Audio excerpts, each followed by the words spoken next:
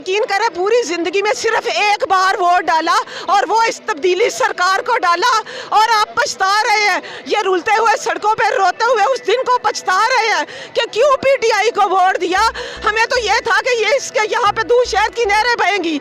आप लोग 60% post graduate हैं, आप यूनिवर्सिटियों की पढ़ी हुई बच्चियाँ हैं, आप हमारी औलाद की तरह हैं। बेटे मैं आपको आपका हक दूंगी। मैडम 1.5 साल तक हम आपके पास आते रहे, हम आपकी बातों में, आपके वादों पे यकीन करते थे। आज क्या हुए वो? अस्सलाम वालेकुम। वालेकुम अस्सलाम। मैम क्या ज़रूरत पड़ेगी आज आपको सड़कों पे निकलने की?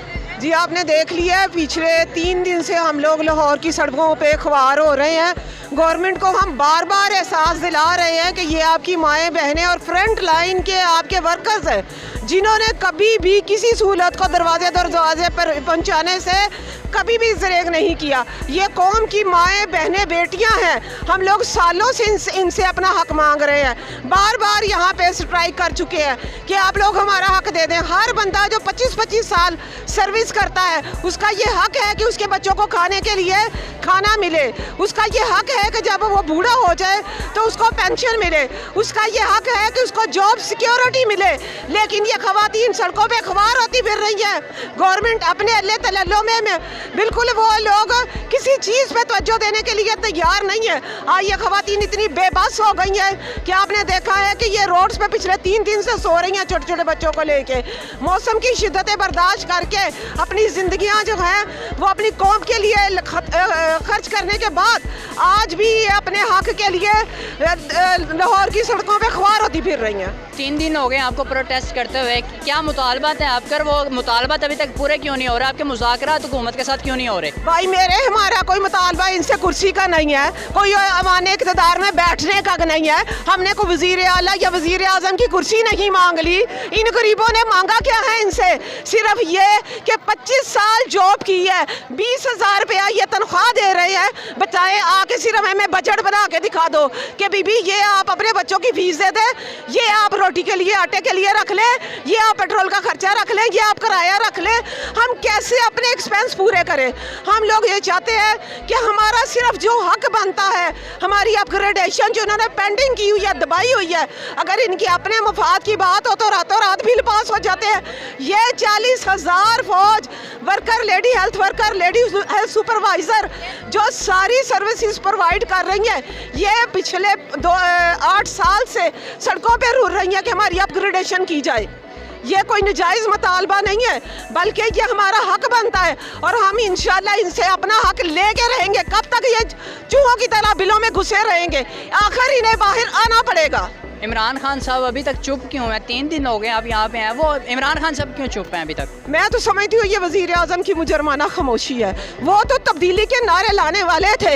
मैं तो यकीन करें पूरी ज़िंदगी में सिर्फ एक बार वोट डाला और वो इस तब्दीली सरकार को डाला, और आप पछता रहे हैं। ये रुलते हुए सड़कों पर रोते हुए उस दिन को पछता रहे हैं कि क्यों पीटीआई को वोट दिया। हमें तो ये था कि ये इसके यहाँ पे दूध शहर की नहरें बहेंगी, ये वर्करों के घर में शाम के खाने पकेंगे, इनके बच्चे अच्छे स्कूलों में पढ़ेंगे। ये वर्करों का हाल देख ले, सड़कों पे रुल रही हैं, सरों पे सामान लादा हुआ है, 3 दिन से ख्वार हो रही हैं, कोई पुरसाने हाल नहीं है इनका। आपको पेंशन नहीं दी जाती, आपके स्केल्स नहीं बढ़ाए जाते, इसकी क्या वजह है? कोई दुश्मनी है शायद गवर्नमेंट को हमसे। कोरोना हो जाए पहुंच जाए आप हर घर में, पोलियो के कतरे पिलाने हैं, कोई बच्चा नहीं है आपने छोड़ना। बर्फ में उतर जाओ, आप पानी के दरियाओं से गुजर जाओ, गर्मी सर्दी बर्दाश्त कर लो। अपने हक के लिए आज अगर हम लोग आए हैं तो क्यों ये लोग हमारी बात नहीं सुनते? हमने कौन से इनसे कोई महलों का मुतालबा कर दिया, क्यों खजाने मांग लिए, अपग्रेडेशन मांगी है ना? आज 3रा दिन हो गया सड़कों पे और हम इन्हें ये कह रहे हैं हमारा बेसिक स्केल जो है वो 7 और 14 कर दो, जो हमारा राइट भी है। 25 सालों से हम सर्विसेज प्रोवाइड कर रहे हैं, 25 साल से कौम के लिए खिदमत दे रहे हैं। क्या हमारा ये हक नहीं बनता कि हमारी भी जॉब सिक्योरिटी मिले? हम लोग जब रिटायर हो जाते हैं, हमारी बहुत सी वर्करें आज भी आई हुई हैं जो रिटायर हो गई हैं, उनको टर्मिनेशन का नोटिस दिया जाता है। ये कितना शर्मनाक अमल है कि जो बंदा 25 साल आपकी खिदमत करता है वो तुम बूढ़े हो गए हो, 60 साल के हो गए हो, ये लो तुम टर्मिनेट हो, खाली हाथ घरों को चले जाओ, जाओ बर्तन धो, जाओ खेतों में काम करो, जाओ किसी के घर में झाड़ू तपड़ी लगाओ, जो कर सकते हो करो। गवर्नमेंट का अब तुम्हारे साथ कोई लिंक नहीं है।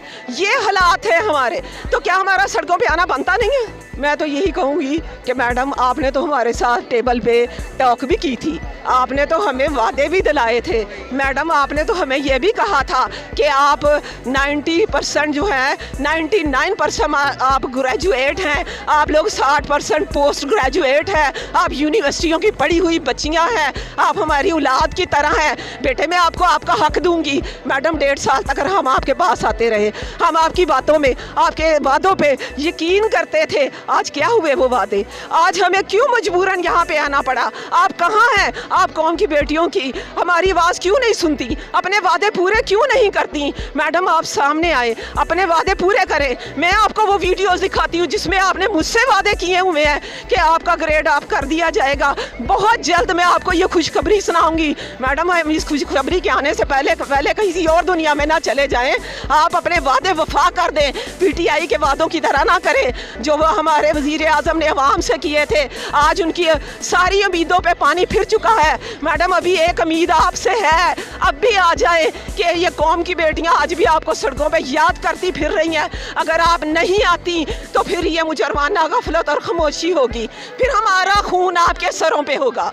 आखिर में अगर कोई आप पैगाम देना चाहती हैं तो आप दे सकती हैं। जी पैगाम यही है, जितनी हुकूमती मशीनरी है, जितने ये हमारे जस्टिस साहबान हैं, हमारे जितने भी लोग जो दिल से हमसे हमदर्दी रखते हैं, वो आज गवर्नमेंट को मजबूर करें कि इस पिसे हुए तबके का वो साथ देने के लिए बाहर आए, हमारी आवाज़ सुने और हमारा हक दे के हमें घरों को भेजे। ये ज़िल्लत और बेबसी सिर्फ हमारे लिए नहीं है, ये गवर्नमेंट के लिए भी इंतहाई शर्मनाक और बदनामी की बात है कि इनकी बेटियाँ, बहनें, माएँ इस उम्र में सड़कों पर रुलती फिर रही हैं।